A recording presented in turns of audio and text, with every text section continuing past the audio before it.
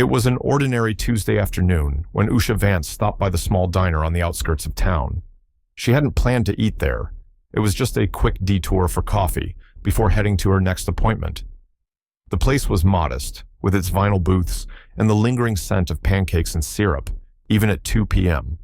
But there was something about the quiet dignity of these small-town establishments that always made her feel connected to the America she knew and loved.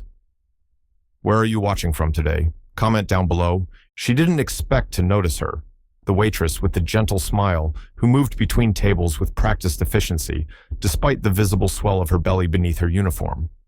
Most patrons were absorbed in their phones or conversations, oblivious to the quiet determination it took for the woman to keep moving, to keep serving, hour after hour.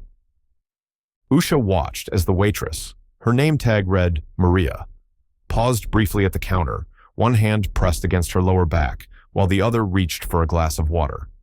A quick sip, a deep breath, and she was moving again, notepad in hand, approaching Usha's table with a smile that didn't quite reach her tired eyes. "What can I get for you today, ma'am?" Maria asked, her voice soft but steady. There was something in that voice that made Usha look up from the menu, really look, and see the woman before her. Beyond the uniform, beyond the professional demeanor, she saw the subtle signs of exhaustion, the slightly swollen ankles, the faint shadows under warm brown eyes that had likely seen too little sleep. "Just coffee, please," Usha replied, but as Maria turned to leave, she added, "Actually, could I trouble you for a recommendation? I think I'll have lunch after all."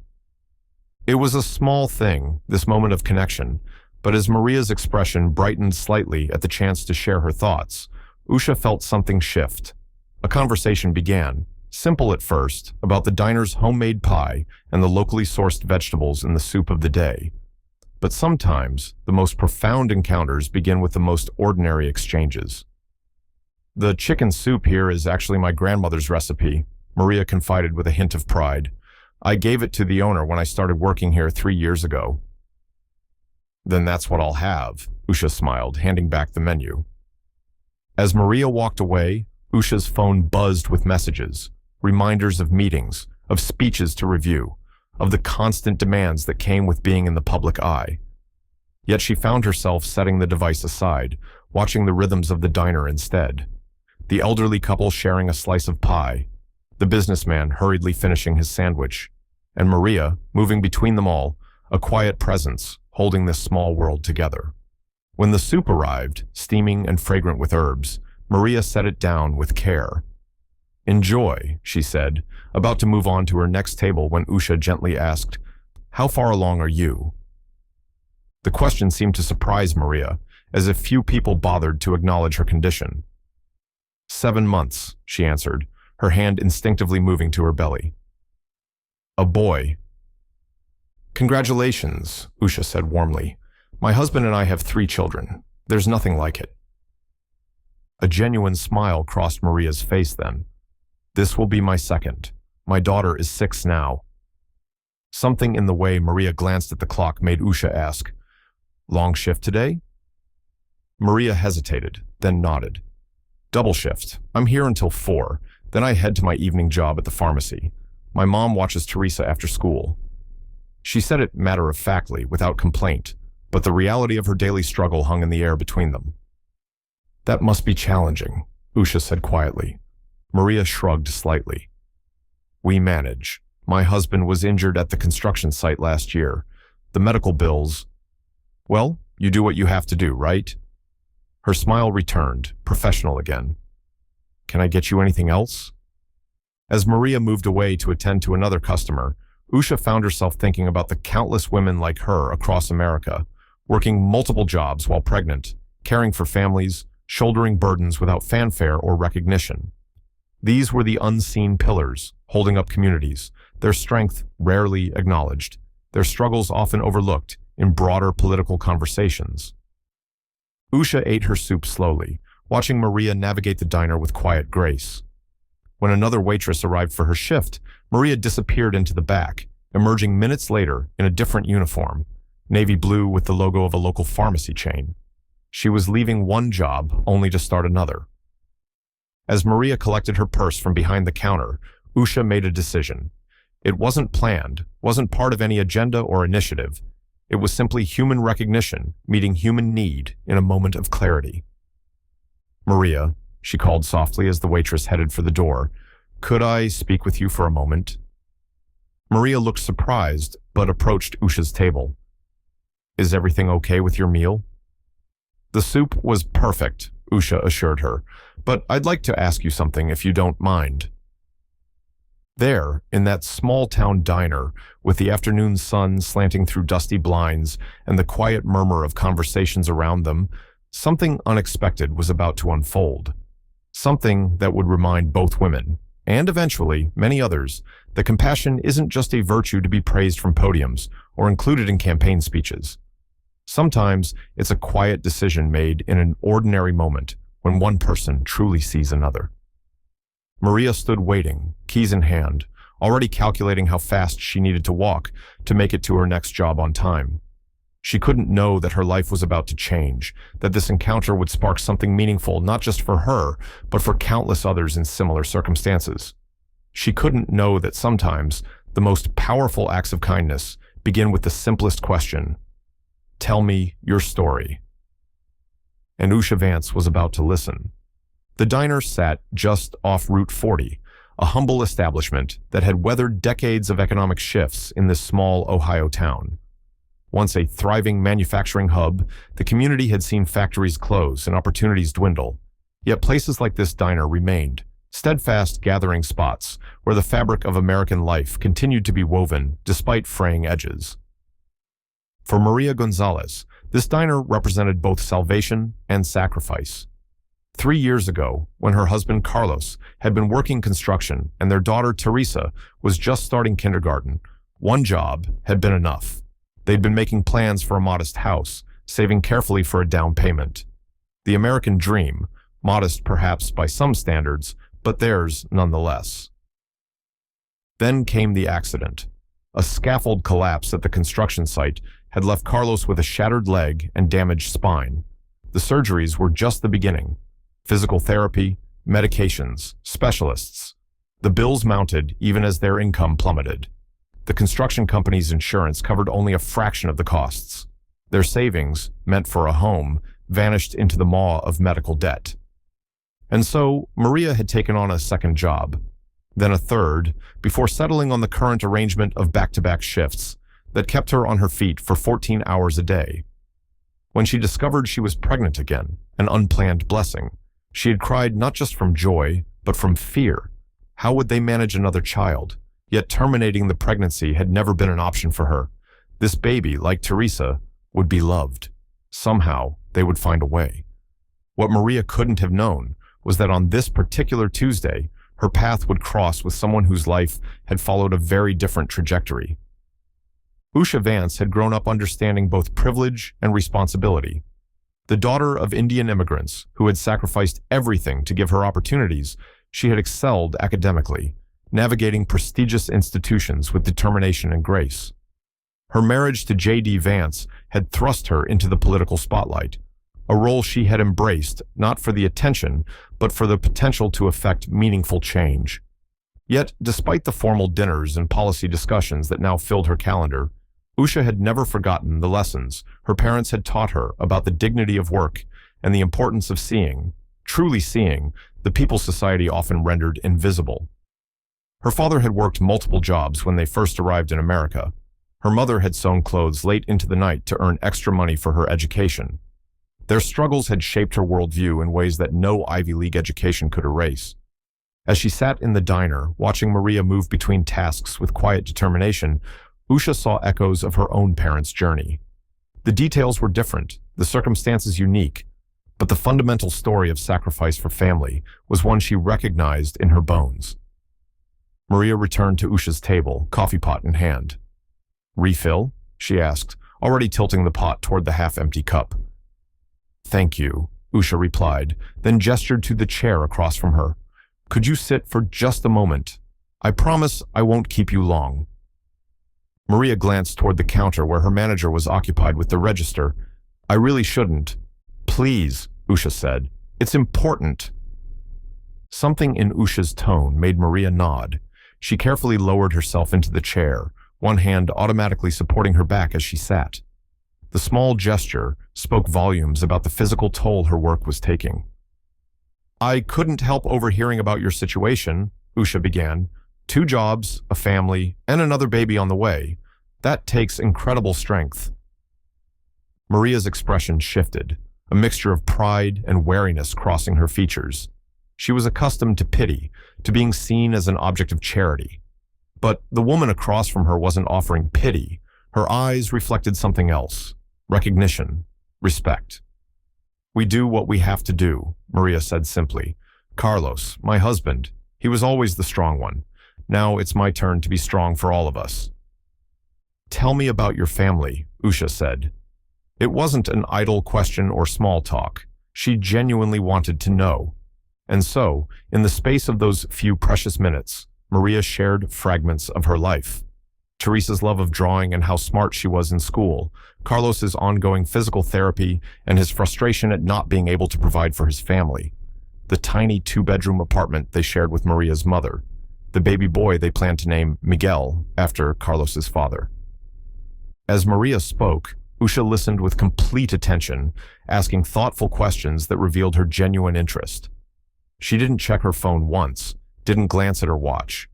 In a world where being heard had become a luxury, this alone felt like a gift to Maria. "I should get going," Maria said finally, glancing at the clock.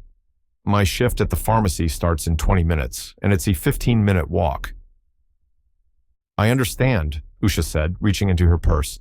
"But before you go, I'd like to give you something." Maria's expression closed slightly. She didn't accept handouts. Even in their hardest times, they had maintained their dignity. Sensing her reaction, Usha shook her head. "It's not what you think. It's my card. I'd like to talk with you further, when you have more time. About your situation, yes, but also about how it reflects something much larger happening in our country." She slid a business card across the table. Maria took it, her eyes widening slightly as she read the name. "You're—" "Yes," Usha said with a small smile. "But today I'm just someone who sees how hard you're working and wonders if there might be a better way, not just for you, but for all the Marias out there." Maria nodded slowly, tucking the card into her pocket. As she stood to leave, neither woman could have predicted how this brief encounter would unfold into something that would touch not just their lives, but countless others. The seeds of change are often planted in the most ordinary moments when someone simply takes the time to truly see another person's reality. 3 days later, Maria found herself sitting in a small, comfortable office at the community center. She had called the number on Usha Vance's card, half expecting to reach a secretary or assistant. Instead, Usha herself had answered, her warm voice immediately recognizable. "I don't have much time off," Maria had explained apologetically. "Maybe 30 minutes on Thursday between shifts." "I'll meet you wherever is convenient," Usha had replied without hesitation. And so, here they were, in a borrowed space at the community center 2 blocks from the pharmacy where Maria would begin her evening shift in less than an hour. Usha arrived carrying 2 cups of tea and a small paper bag. "I brought some cookies from the bakery down the street," she said, setting everything on the table between them. "I remember being constantly hungry during my pregnancies." Maria smiled, accepting the tea gratefully. The simple gesture of thoughtfulness, remembering the constant hunger of pregnancy, made her feel seen in a way that went beyond her circumstances. "I've been thinking about our conversation," Usha began, her tone conversational rather than formal. "About you working 2 jobs while pregnant, about your husband's medical bills, about your daughter." Maria nodded, wrapping her hands around the warm cup. "It's just life," she said simply. "Millions of people have it much worse."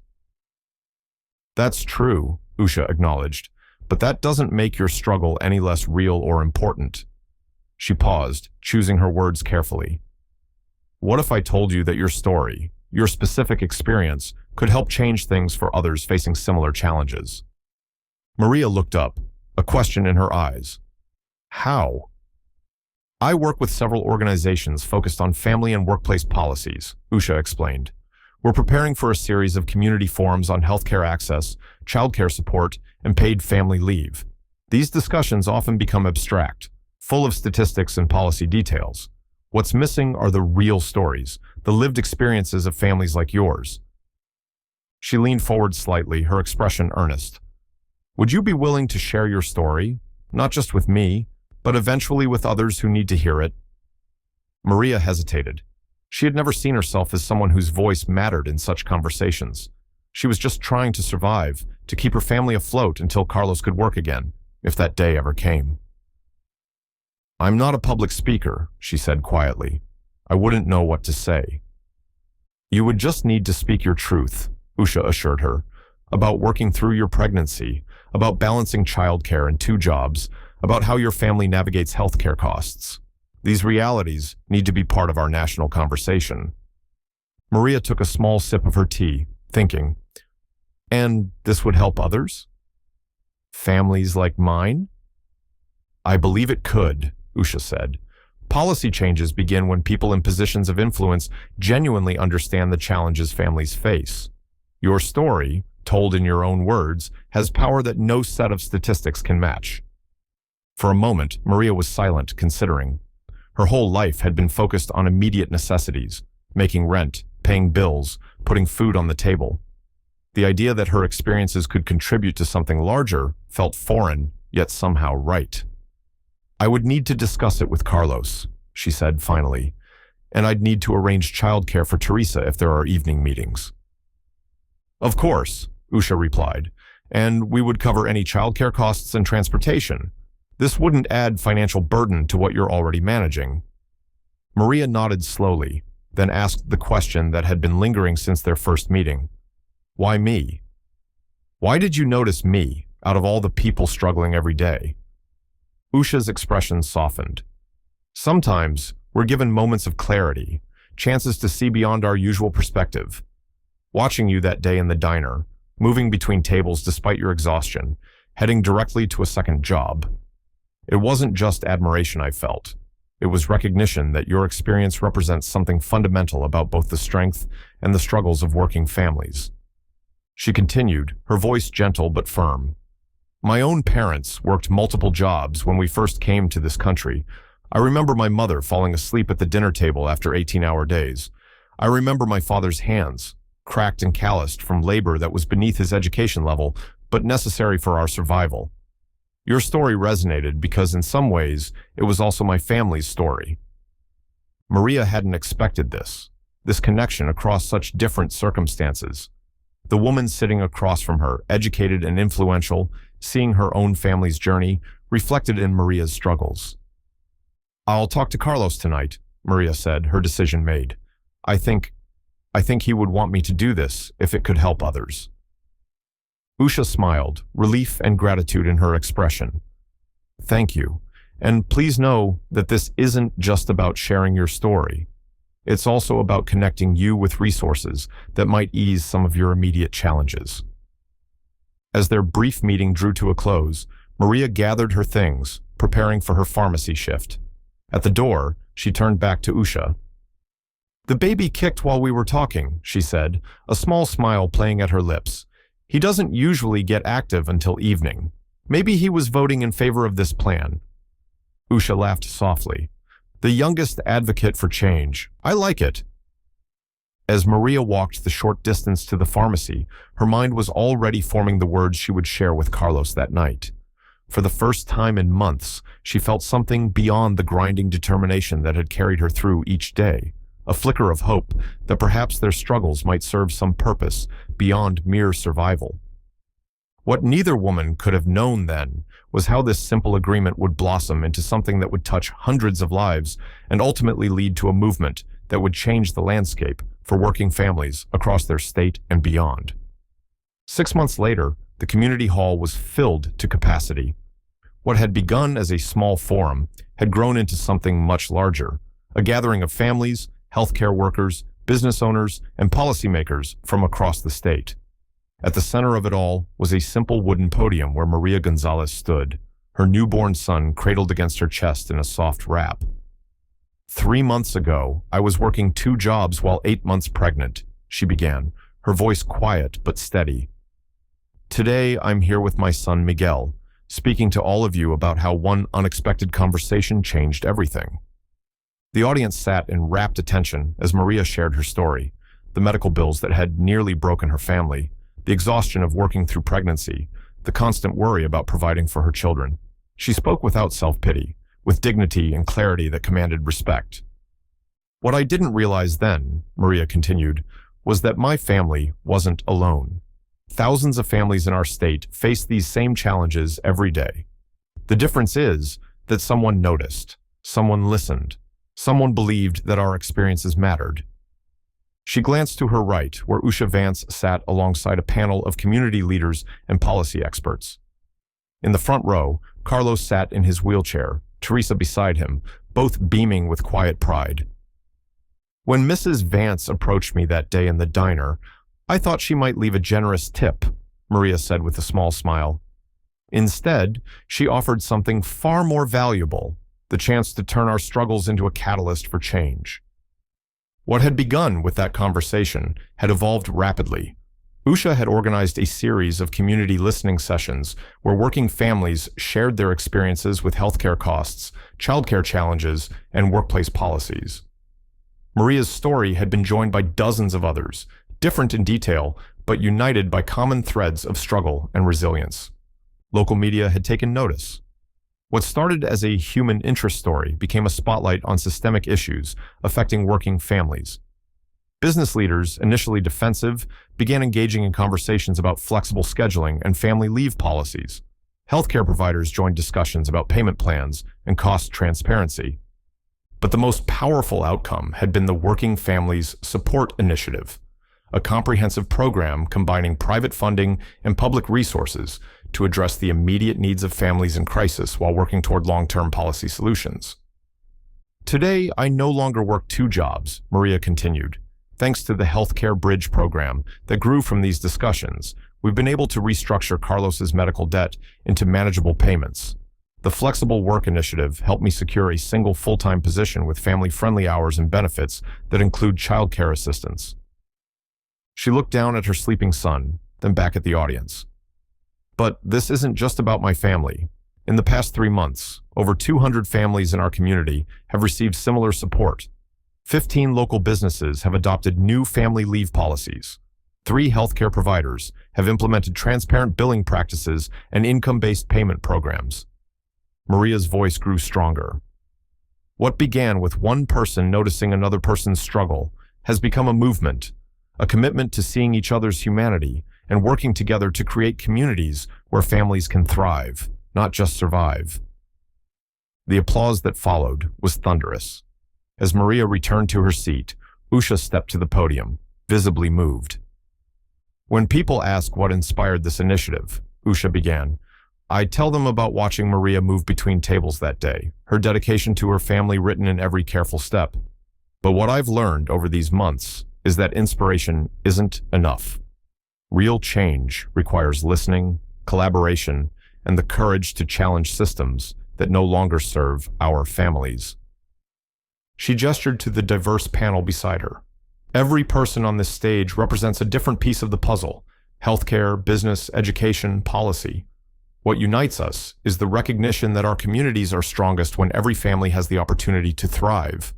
Usha continued, outlining the next phase of the initiative, expanding to neighboring counties, developing policy recommendations for state legislators, creating a coalition of businesses committed to family supportive practices. But numbers and programs don't tell the full story, she concluded.